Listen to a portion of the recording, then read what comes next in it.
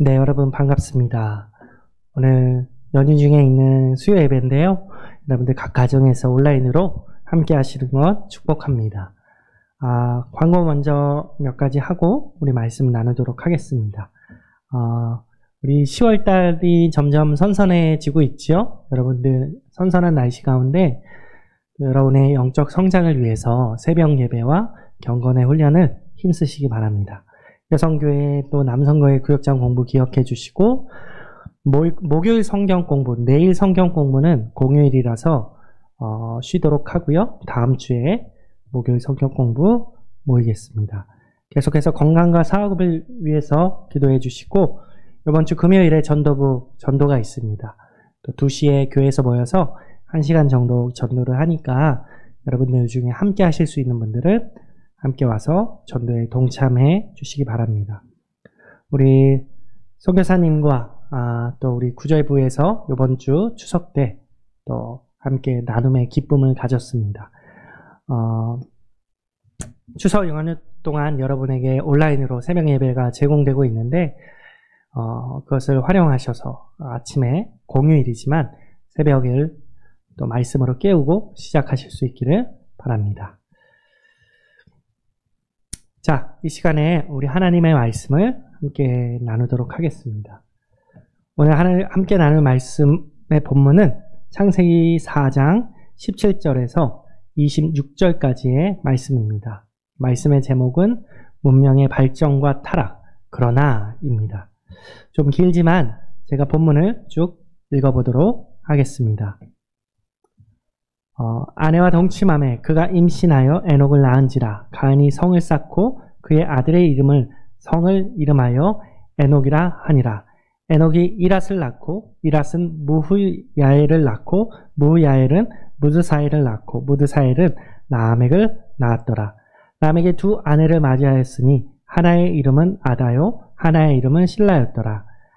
아다는 야발을 낳았으니 그는 장막에 거주하며 가축을 치는 자의 조상이 되었고 그의 아우의 이름은 유발이니 그는 수금과 퉁소를 잡는 모든 자의 조상이 되었으며 실라는 두발가인을 낳았으니 그는 구리와 쇠로 여러 가지 기구를 만드는 자요 두발가인의 누이는 나아마였더라. 라멕이 아내들에게 이르되 아다와 실라여 내 목소리를 들으라. 라멕의 아내들이여 내 말을 들으라. 나의 상처로 말미암아 내가 사람을 죽였고 나의 상함으로 말미암아 소년을 죽였도다. 가인을 위하여는 벌이 7배일진데 라멕을 위하여는 벌이 77배이리로다 하였더라. 아담이 다시 자기 아내와 동침하매 그가 아들을 낳아 그의 이름을 셋이라 했으니 이는 하나님이 내게 가인이 죽인 아벨 대신에 다른 씨를 주셨다 함이며 셋도 아들을 낳고 그의 이름을 에노스라 하였으며 그때 사람들이 비로소 여호와의 이름을 불렀더라. 아멘. 하나님 감사합니다.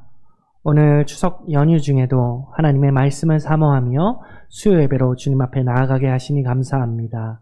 오늘의 말씀을 통해서 주님께서 말씀하시고 또 이 연휴가 우리에게 쉼이 되게 하시고 회복의 기간이 될 수 있도록 도와주셔서 온전히 하나님 앞에 감사함으로 보내는 연휴가 되기를 소망합니다. 또한 이 예배 가운데 하나님 영광 받아 주시옵소서. 예수님의 이름으로 기도했습니다. 아멘. 여러분 제가 군대에 입대했다가 2년 후에 제대해서 바깥 세상으로 다시 나왔을 때 이 바깥 세상에서 가장 많이 변해 있어서 깜짝 놀랬던 것이 있습니다. 그건 뭐냐면 다른 게 아니라 핸드폰이었어요. 핸드폰.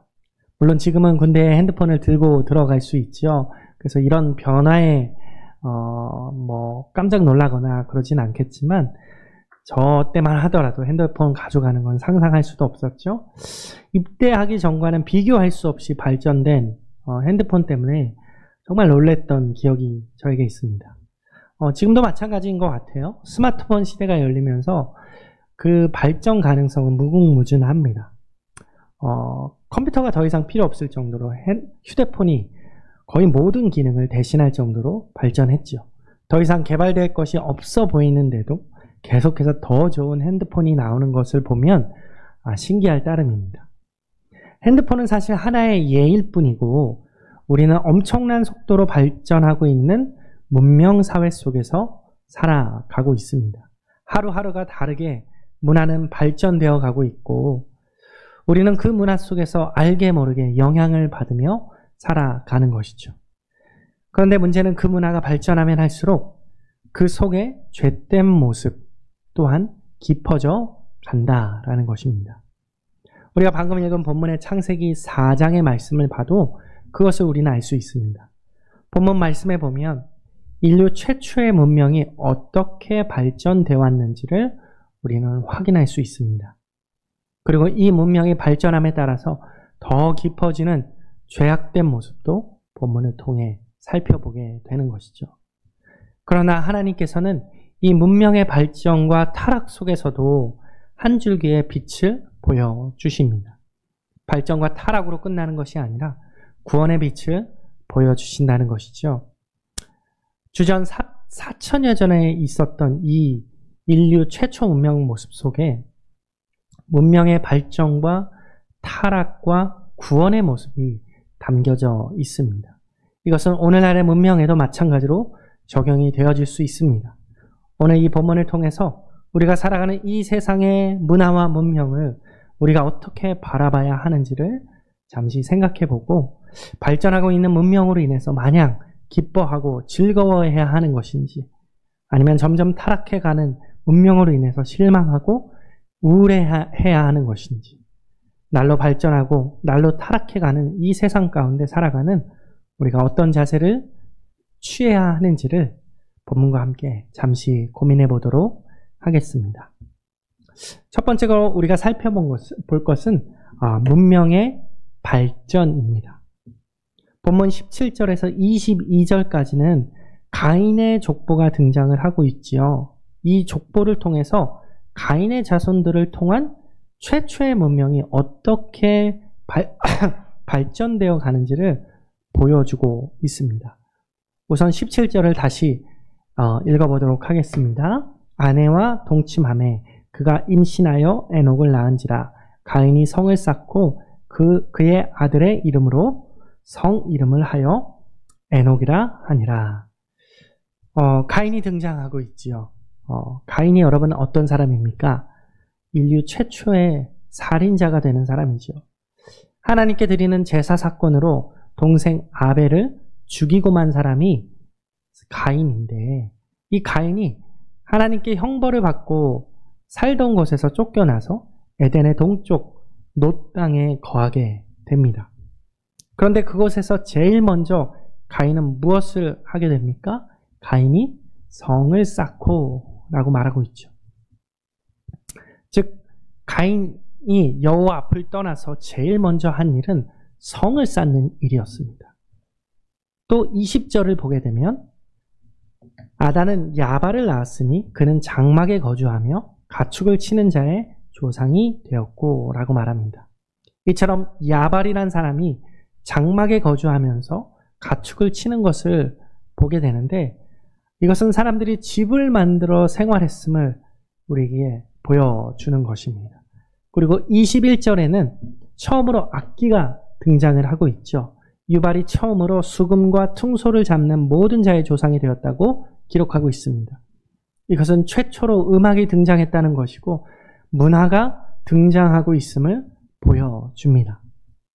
22절에는 두발가인이라는 사람이 구리와 쇠로 여러 가지 기구를 만들었습니다. 즉 두발가인은 기계의 아버지, 기계 문명의 원조이고 기계 공학의 원조인 것이죠. 이와 같이 가인의 계보를 통해서 도시, 집, 그리고 음악과 또 문화, 기계가 만들어지는 것을 보게 됩니다.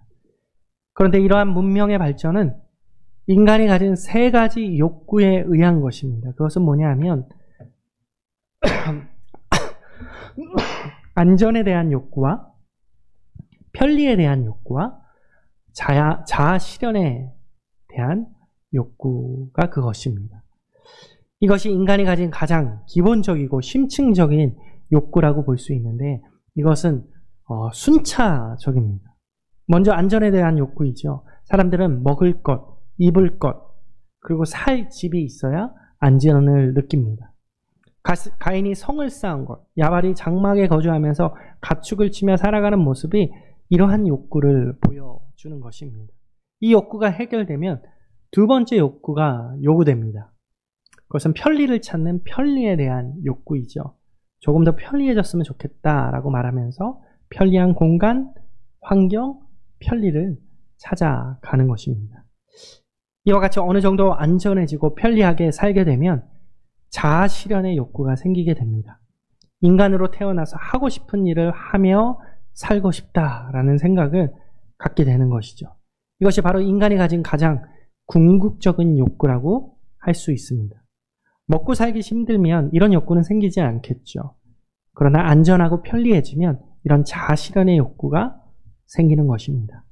결국 문화라는 것은 인간의 자아 실현의 욕구로 나오는 것입니다. 이러한 욕구로 인해서 문화가 발전해 가는 것이죠. 본문은 이러한 인간의 욕구에 의해서 최초의 문명이 어떻게 발전되어 갔는지를 우리에게 보여주고 있습니다. 두 번째로 본문에서는 문명의 타락 또한 보여주고 있습니다. 문화가 다 나쁜 것은 아니지요. 그렇다고 문화가 다 선한 것 또한 아닙니다. 왜냐하면 문명 안에는 인간의 죄성이 분명히 담겨져 있기 때문이에요. 인간이 죄인이기 때문에 인간이 만드는 문화 속에도 죄악된 모습이 담겨져 있다라는 것이죠. 즉 인간 죄성의 반영이라고 할 수 있습니다. 조금 전에 말했던 인간 욕구에 대해서 생각을 좀 해볼까요? 안전의 욕구에 의해서 안전을 추구하게 된 인간은 자신의 위치가 안전하게 되면 이제 그것보다 더 안전해지기 위해서 힘쓰겠죠. 자물쇠 하나 채우던 것을 그 다음은 2개, 3개 채우게 되고 더 나아가서는 경비업체까지 동원해서 안전을 유지하기 위해 힘쓸 것입니다. 편리의 욕구에 의해서 인간은 더욱 편리해지기 위해 힘쓰지요. 좀 더 편리한 공간을 꿈꾸고 더욱 편리한 자동차를 개발해 냅니다. 또한 자아 실현을 위해서 또 좀 더 자기를 표현하고자 노력합니다. 나의 한을 이루어 보고자 죽을 힘을 다해서 노력하는 것이죠. 하지만 우리가 주의해야 할 것이 있습니다.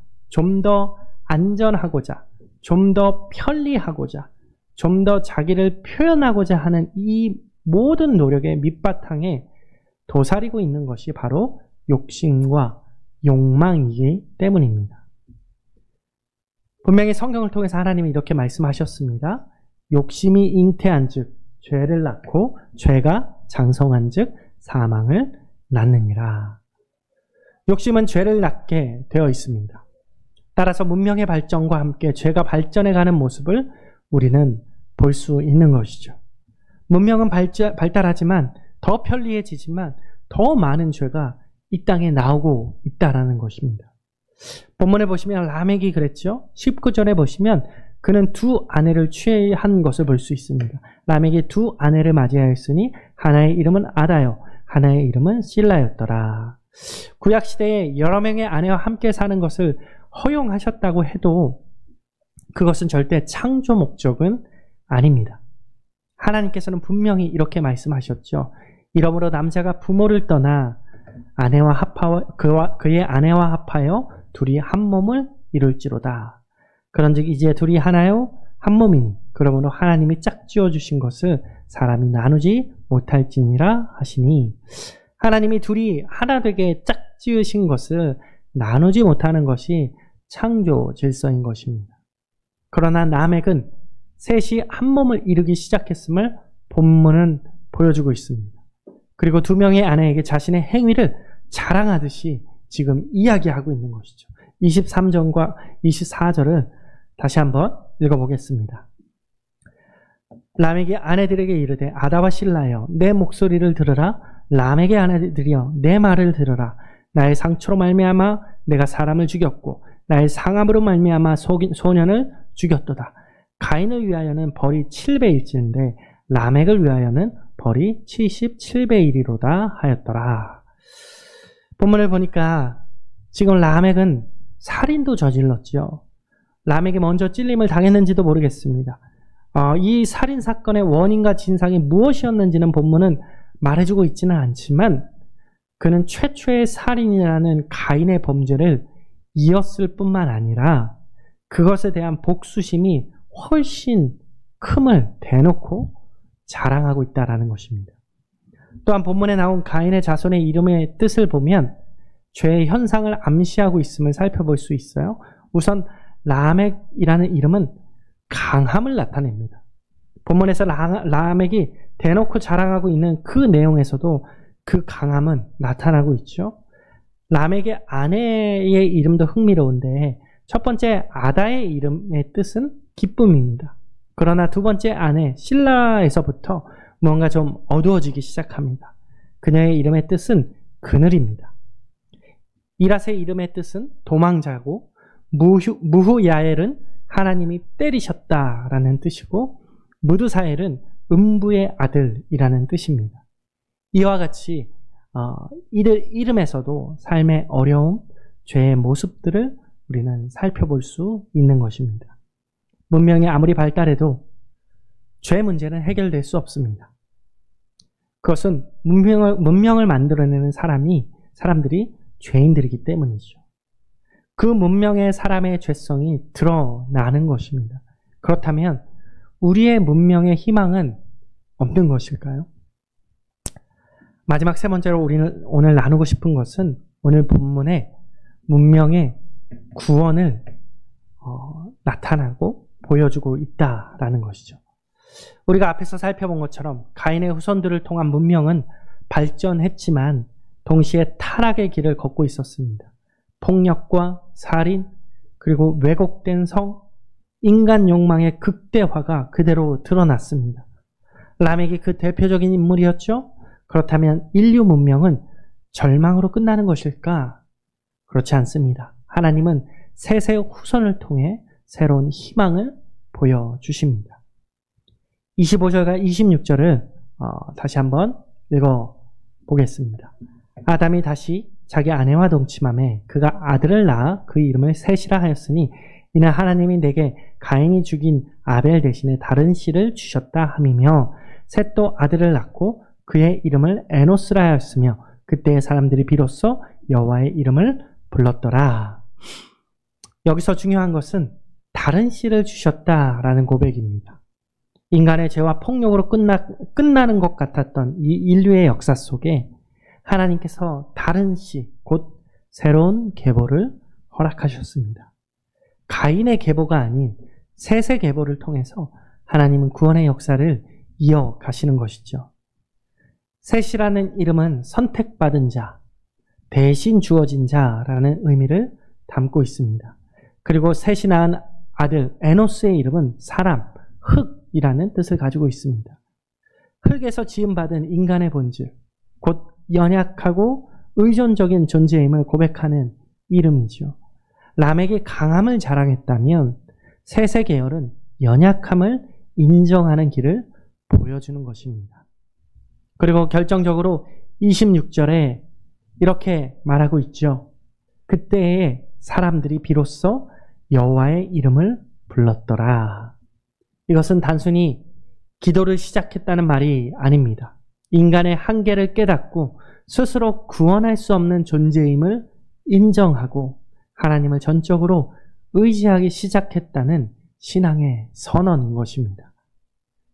문명의 희망은 인간의 능력과 발전에서 나오는 것이 아니라 여호와의 이름을 부르는 데서 시작된다는 것입니다. 여러분, 오늘날의 문명도 마찬가지입니다.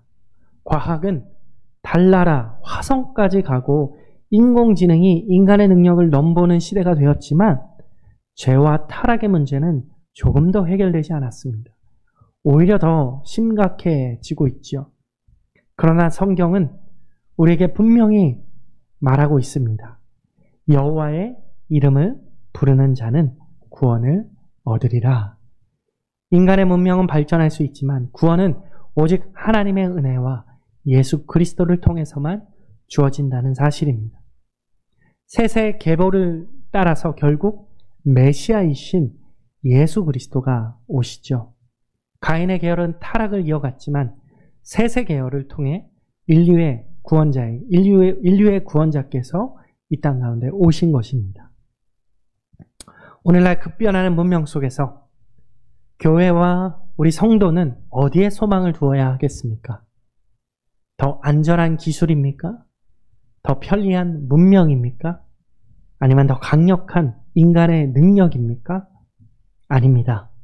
오직 여호와의 이름을 부르는 것, 곧 예수 그리스도의 이름을 의지하는 것에 소망이 있습니다. 이것이 바로 문명의 구원인 것입니다. 정리하자면 문명의 발전은 인간의 욕구로 가능했지만 문명의 타락은 인간의 죄성으로 불가피했으며 문명의 구원은 오직 하나님께서 주신 새로운 씨, 셋 계열을 통해서 그리고 궁극적으로 예수 그리스도를 통해서 이루어진다는 사실을 오늘 우리는 본문을 통해서 알게 되고 기억해야 하는 것입니다.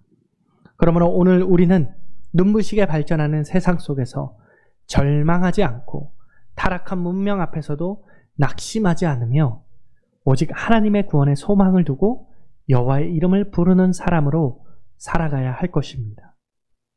여러분, 오늘 우리는 창세기 4장 말씀을 통해 문명의 발전과 타락, 그러나 하나님의 구원을 함께 살펴보았습니다.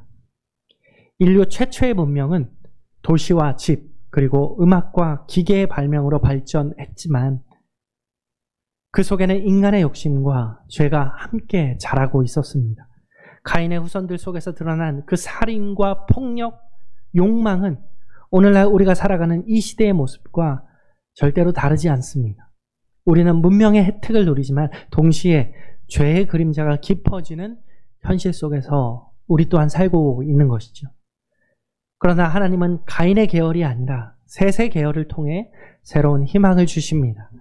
다른 씨를 주셨다고 고백하게 하시면서 연약한 인간이 여호와의 이름을 부르는 신앙의 길을 열어주셨습니다. 그 길 끝에 오신 분이 바로 우리 주 예수 그리스도이시죠. 지금 우리는 추석 주간을 맞이하고 있습니다. 추석은 단순히 고향을 찾아가고 음식을 나누는 명절이 아니라 하나님께서 우리의 삶과 가정에 베푸신 은혜를 돌아보며 감사하는 시간이 되어야 합니다. 하지만 현실은 어떻습니까? 명절이 되면 가정 안에 갈등이 드러나기도 하고 세상의 가치관이 중심이 되면서 참된 기쁨과 평안이 사라지기도 합니다. 여러분, 가인의 문명은 겉으로는 화려했지만 그 안에는 하나님이 없었습니다. 반면 셋의 계열은 연약함을 인정하고 하나님을 찾았죠. 이번 추석 주간에 우리의 가정이 어떤 가정이 되어야 할까요? 겉으로 화려하고 풍족해 보여도 하나님이 없는 가정을 추구하시겠습니까? 아니면 부족하고 연약해 보여도 하나님께 예배하며 여호와의 이름을 부르는 가정으로 성숙해 가시겠습니까? 추석은 가족이 모이는 시간입니다. 이 시간에 우리가 꼭 붙잡아야 할 것은 풍성한 음식보다 화려한 명절 문화보다 예수 그리스도의 이름인 줄 믿습니다. 여호와의 이름을 부르는 가정, 주님의 은혜를 의지하는 가정, 하나님께 예배하는 가정이 될 때 그 가정이 바로 문명 속에서 빛을 비추는 가정이 될 줄 믿습니다. 오늘 우리가 받은 말씀을 기억합시다. 세상은 날로 발전합니다. 더 발전할 것입니다. 그러나 그 속에 죄와 욕망도 함께 자라고 있음을 반드시 기억하십시오. 그러나 절망이 아니라 오직 주님께서 주신 구원의 씨, 예수 그리스도 안에 소망이 있습니다. 그러므로 우리는 여호와의 이름을 부르면서 구원의 하나님을 의지하는 삶을 살아가기 원합니다. 이번 추석 주간 우리의 가정이 단순히 세상 풍속을 따라 흘러가는 가정이 아니라 여호와의 이름을 부르는 가정, 하나님의 구원을 노래하는 가정이 되기를 주님의 이름으로 축복하고 소망합니다. 기도하시겠습니다. 자비로우신 하나님 아버지, 오늘 말씀을 통해 이 문명의 발전과 타락 속에서도 우리에게 구원의 소망을 주신 주님을 알게 하시니 감사를 드립니다. 우리 가정과 교회가 세상의 화려함이 아니라 오직 여호와의 이름을 부르며 예배와 믿음으로 바르게 서게 하여 주시옵소서. 추석을 보내는 이 시간 속에서도 우리 주님의 은혜를 기억하게 하시고 감사하는 삶이 되기를 원합니다. 우리의 소망은 사람의 능력이 아니라 그리스도 예수 안에 있음을 고백하면서 이 모든 영광을 주님께 올려드리기 원합니다. 감사를 드립니다. 예수님의 이름으로 기도했습니다. 아멘.